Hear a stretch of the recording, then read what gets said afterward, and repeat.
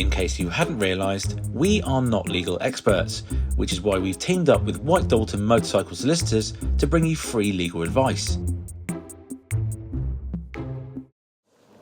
Hello and welcome to another Legal Corner. As ever, Gav, thank you for joining us. No problem, mate. Good to be on the show again. Yes, back at Quick Shifter Coffee, Garage 6 down in Wales, so brand new biker sort of cafe, opened up in Wales, something that was desperately needed down in the southwest, so pop on down and then enjoy some nice Quick Shifter coffee.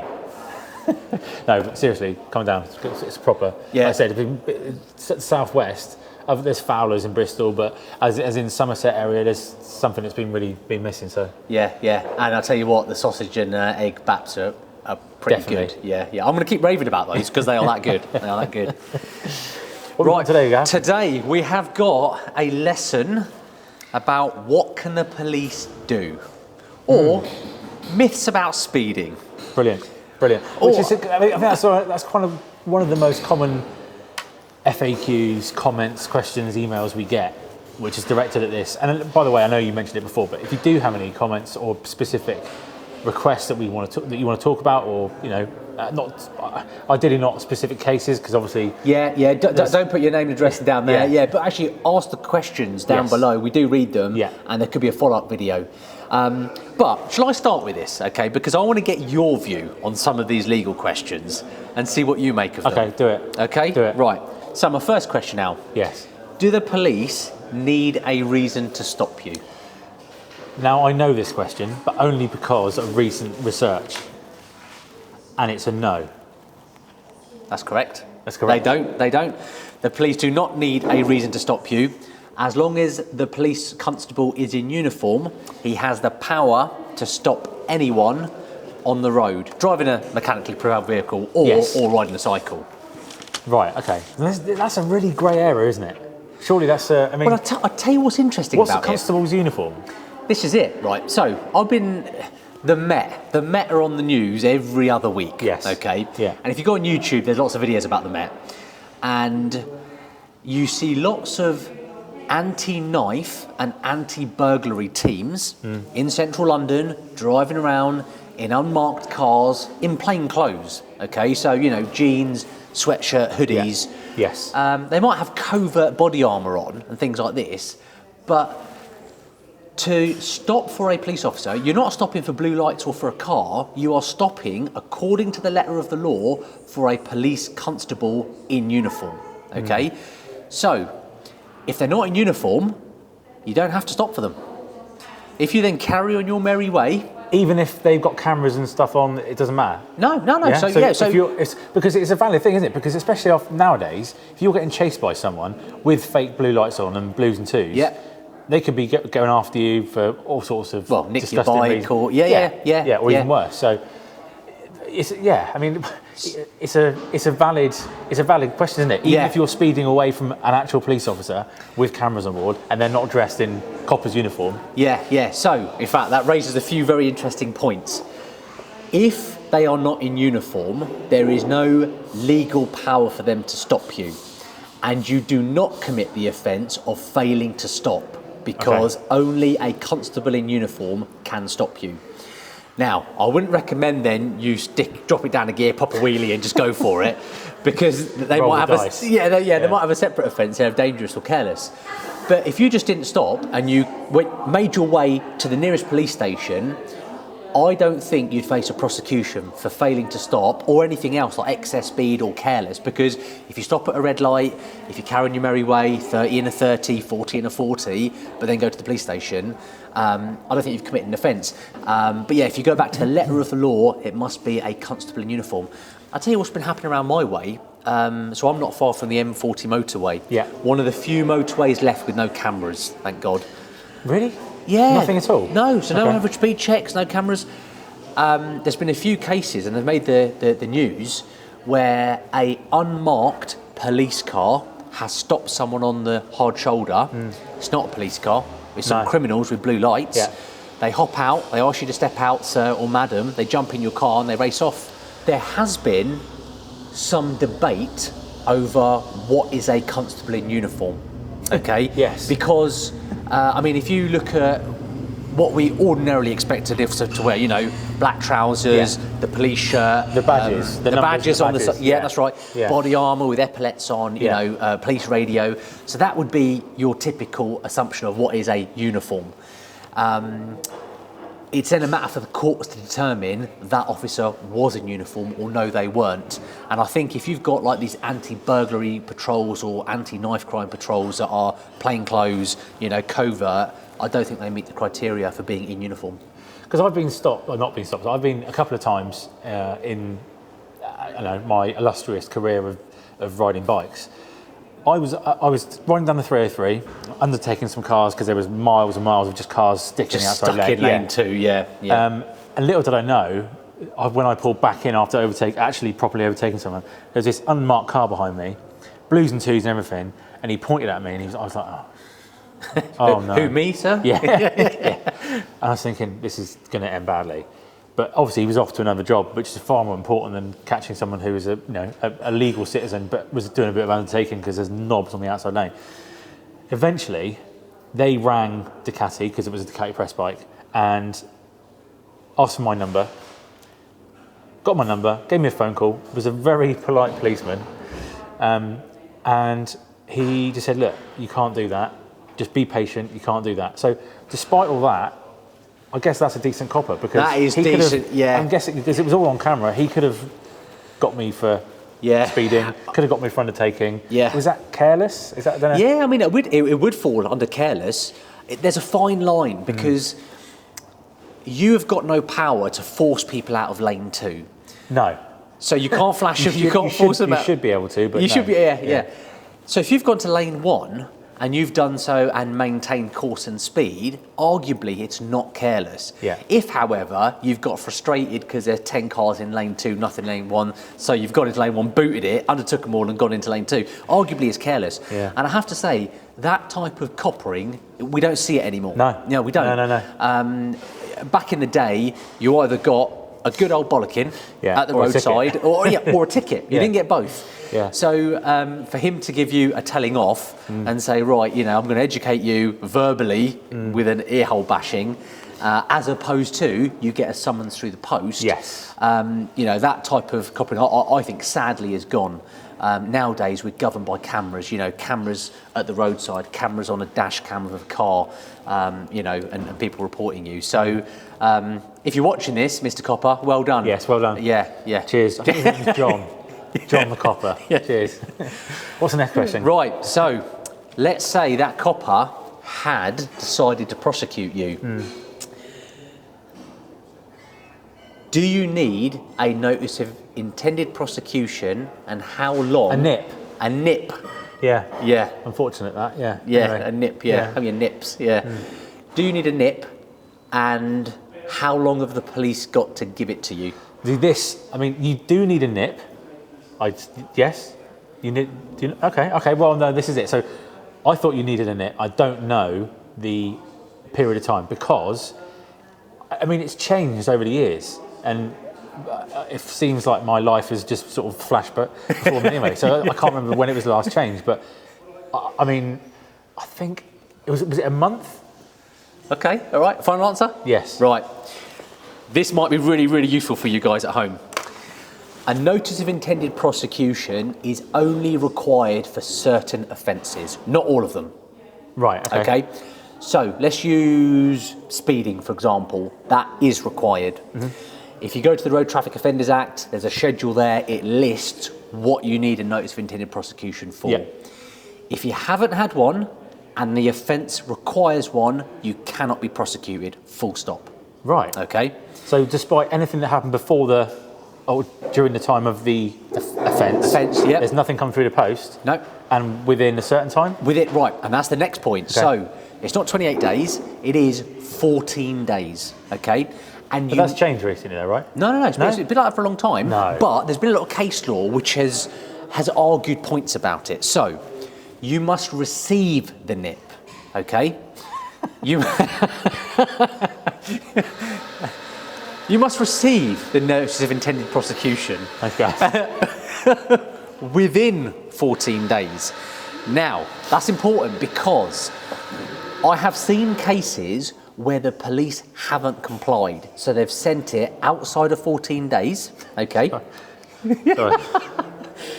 If they've sent you one outside of 14 days, they've not complied with the law, okay? Right. They cannot prosecute you. Now, there's lots of case law about this, lots of really famous case law, one involving David Beckham.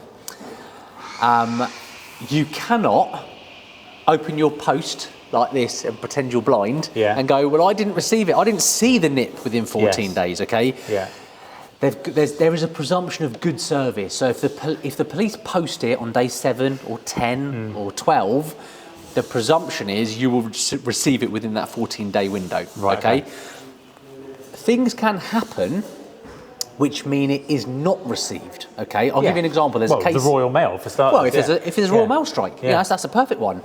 Well, no, I just meant Royal Mail in general. Oh, yeah, that's probably a really good point, well made, yeah.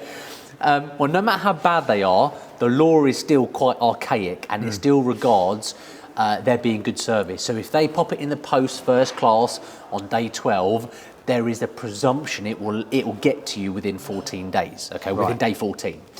If, let's say they send it on day 14, well, they can't possibly get it to you within 14 days because it will take a day or two to get to you. Sure.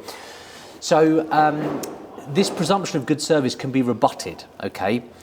And what I mean by that is if you can prove as a defendant that something happened which meant you didn't get it within that period, they cannot prosecute you. A really famous one is Royal Mail strikes. Yes. The David Beckham case, he was driving a Bentley that belonged to Bentley Motors in Poole, and he got caught speeding, and they sent a notice to Bentley. So it's the first notice which must go out. Right, okay. The first. Right, okay. Yeah. So it went, okay, yeah. Forget the second, third, fourth, they're irrelevant. Yeah. It's the first one. And they arrived in Bentley headquarters on day 15. And what they did as a business, they date stamped every bit of post that came in. Yeah. And it was day 15 after the offence. And the court accepted that, so didn't prosecute him. Was there a certain brown envelope changing hands? Well, I don't know about that. That's a no, I can't possibly comment on whether that happened, but 14 days.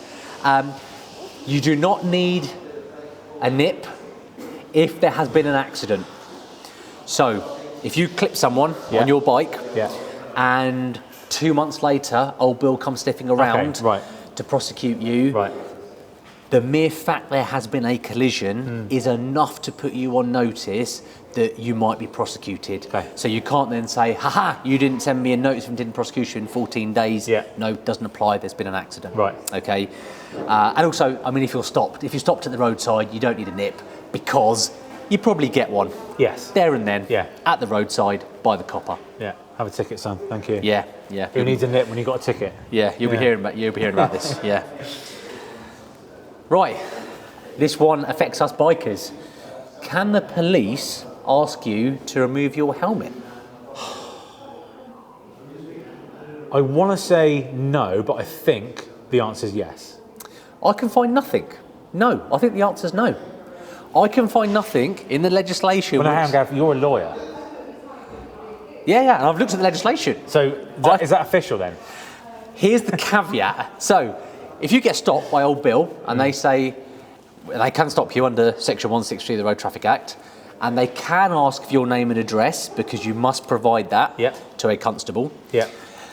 If they say to you, please take your helmet off, and you go, no, I'm not going to, he has got no power in the law to say, you must remove that helmet for me, and if you don't take it off, I'm going to rip it off your head.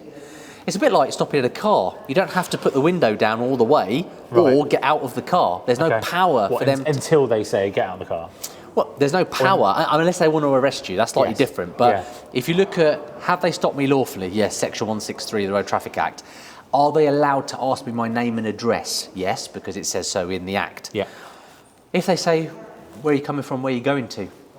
There's no power to ask that. So you could politely say, well, thank you for the question, but I don't really want to answer that, thank you, sir. I didn't know that. Yeah.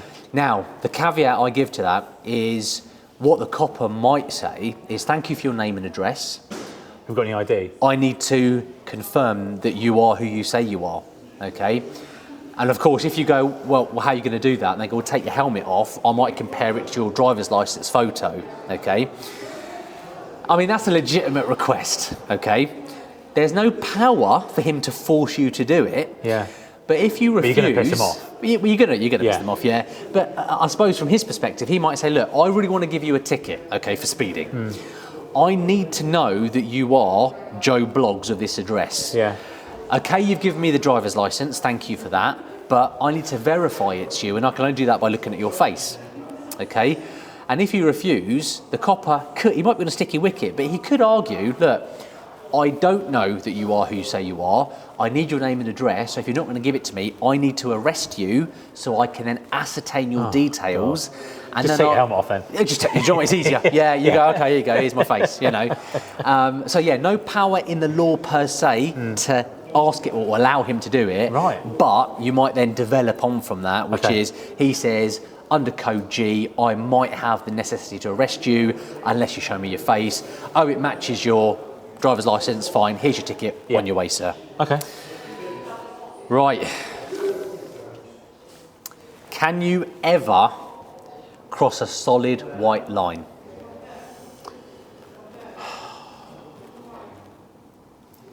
I don't...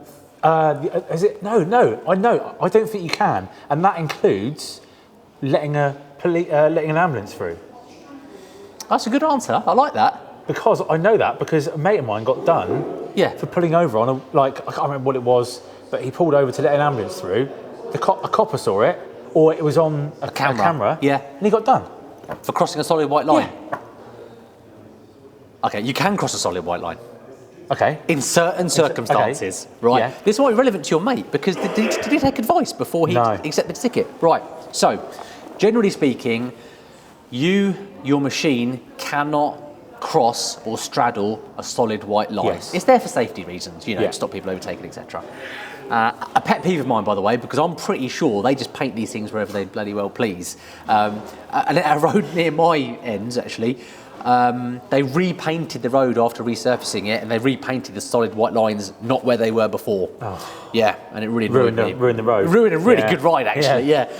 However, you can in certain circumstances. So you can cross a solid white line if you need to enter a side road that's adjacent. Okay, so it might be a right-hand turn. You need to turn in there, solid white line. You can lawfully cross. Okay. In order to pass a stationary vehicle. Okay. Which is really interesting actually, because imagine you've got a queue of traffic because there's an accident up ahead. Yeah. As bikers, we can just go straight past everyone on a solid white line. I'm just reading what the legislation says. Okay. That's yet to be tested, so don't take that as gospel and just start flying down the outside. Owing to circumstances outside of the control of the driver, so I guess that's getting at if there's a vehicle defect or if your suspension collapses and you end up swerving onto the wrong side of the road. Yeah. That's not through your actions, it's because circumstances outside of your control.